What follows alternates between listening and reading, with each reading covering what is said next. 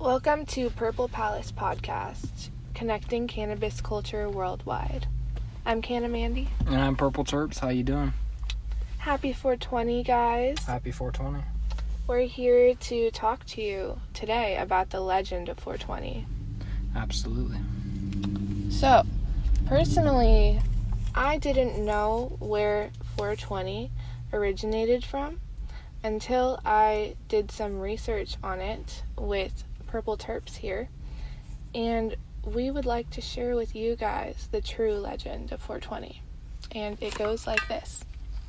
So, in the fall of the year 1971, a group of students at the San Rafael High School discovered some knowledge about a secret marijuana plant that they had heard about from one of their Coast Guard friends within the family. And they went out every day of the week in search of this plant after school. And at 4:20, they would meet up if they did not find said plant. And all of this was happening in the Point Reyes forest out in the Bay Area of California. So, yeah, they called these guys the Waldos, and the Waldos would search for this mysterious free bud. So, I'm sure you're wondering, how was 420 made famous? So, several of the Waldos had connections to the Grateful Dead, and they often said 420 in their inner circles. Eventually, the term spread worldwide, and they never did find this secret herb out in the forest. But the code 420 did become a term for smoking weed all around the world. Yeah, I mean, I don't know anybody who hasn't heard about 420 or knows what that means. But yeah, today it's a holiday celebrated for anybody who wants to enjoy this medicine.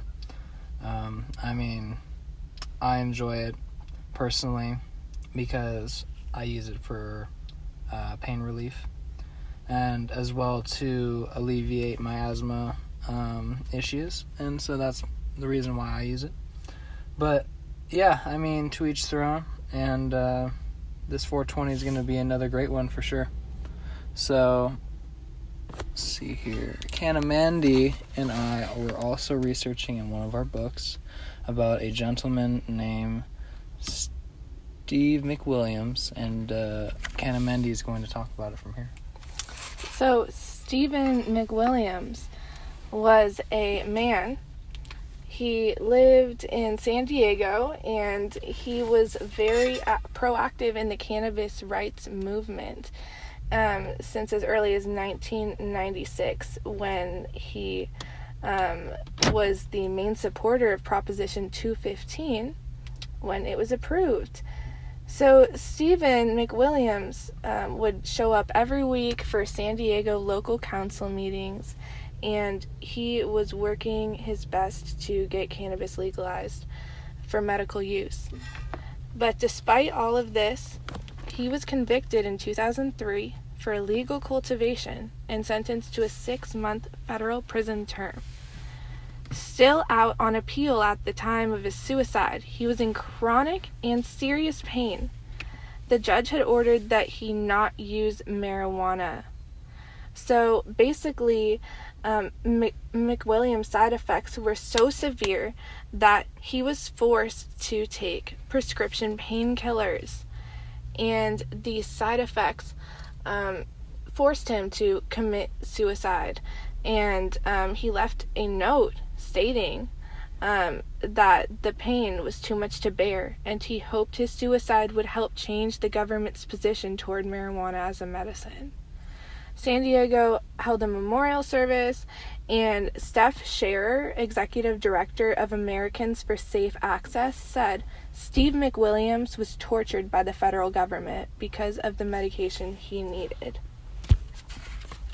So basically, Steve's rights were taken away to use this plant medicine that he had worked so hard to get legalized.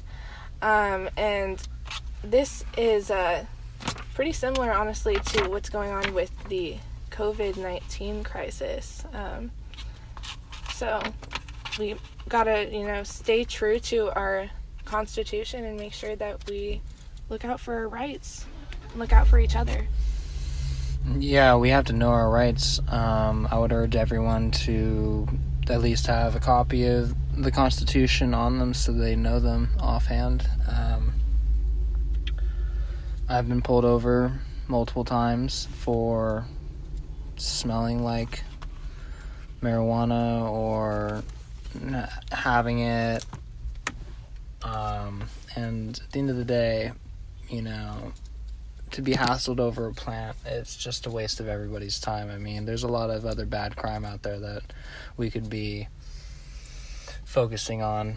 But at the end of the day, what we need to focus on is protecting ourselves and each other by knowing the laws and trying to change them in favor of legalizing this as a medicine federally. I definitely agree with you, Purple Terps, that cannabis should be completely legalized. I think that right now, just the fact that the COVID crisis is deeming cannabis dispensaries as essential business, that just goes to show that we really need this plant and that Americans rely on it whether or not it is sold under the table or sold with taxes pinned onto it. So how do you feel about that, Cody? One way or another people are going to get this medicine. I mean, if they legalize it or not,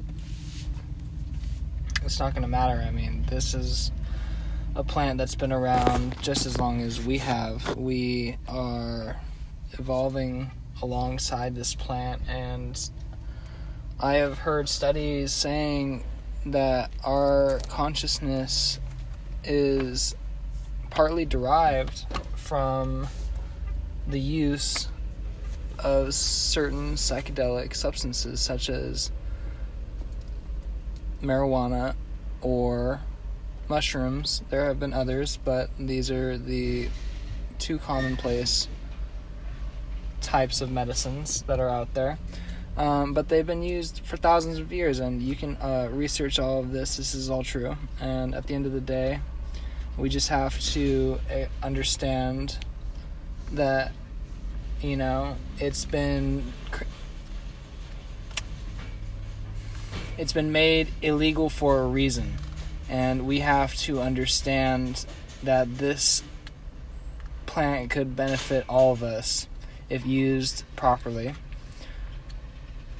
But if we as a people all had that power, we would not,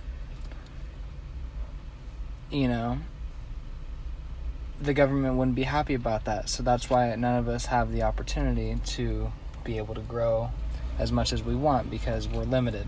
And yes. So I agree with you. I bought some hemp clothing from a private seller just to support that movement, because I feel it's so important to just support small businesses. Yeah, I as well bought some hemp shorts.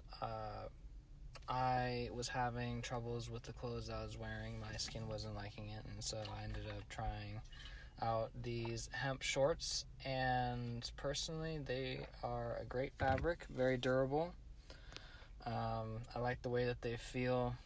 They're not too heavy of a material. So all in all, yeah, I enjoy them. I'm going to keep repping them and add to my apparel. I do not have that many pairs of clothing personally. So, yeah, I mean, honestly, adding a couple of nice pairs of clothing wouldn't hurt. I agree. I think that also CBD is another item that the cannabis plant produces. That's the main reason why it's a medicine. Yeah, and I think that that's also the main reason it's really blown up in the United States recently, because I see everybody and their grandma using CBD cream nowadays. There are a lot of different products out there at the moment. True in that. terms of vaporizers to tinctures to isolates. You can smoke CBD flowers. There's a lot of different things out there that we have the opportunity to partake in. Yes, like Berner just opened up a cookie store in Barcelona, Spain, which I thought was really interesting because they are only medical marijuana over there in Spain right now, but he has still been able to spread into their country and open up stores over there. So I thought that was pretty cool. Yeah, absolutely. I mean, honestly, I wouldn't be thinking about big business mixing with marijuana unless I had seen it been done by people like Berner or Be Real, Dr. Green Thumb, or, there's so many names out there, Sherbinsky. There are a lot of them. I can't even name all of them. But at the end of the day, if you want something that people have, you have to work your ass off and also not copy, but see what works for them and adapt it to yourself, and then create your own style, and then just see where that takes you. Yeah, I completely agree with that. Like, you gotta have your grandmaster, as they say. Your sensei. Your sensei, yes. And you gotta kind of look to others for inspiration sometimes. Absolutely. But also put your own flair on it. Yeah, you gotta be original. You can't take other people's ideas. Exactly, yeah.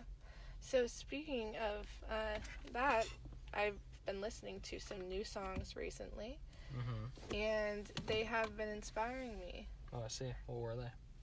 Berner's new album with Be Real. For sure. What do you think about it, Cody? I love it. Los Meros. Yes. It's pretty good. I love it. I love the song Fuel. Mm-hmm. It's pretty good, by Dave East, featured. It's pretty good. Very funky. Yeah, and each different song in the album, I believe, has a different, style to it. Mm-hmm. It's a little different, each one. I agree. But yeah, definitely check out Los Meros by Berner and Be Real and Exhibit. Pretty dope. Once again, thanks everyone for listening. Happy 420. And it's just going to be an amazing day. Check out Berner's podcast at 3:45. It's actually at Weed Maps, but he'll be featured on Weed Maps. So check him out. It's going to be dope. Yeah. Yep, and please check out our Instagram. It's Purple Palace Podcast. And my Instagram is Cannamandy, and at Purple Terps on Insta. Yep, check us out, and we would love to interact with you guys. Let us know if you listen to this.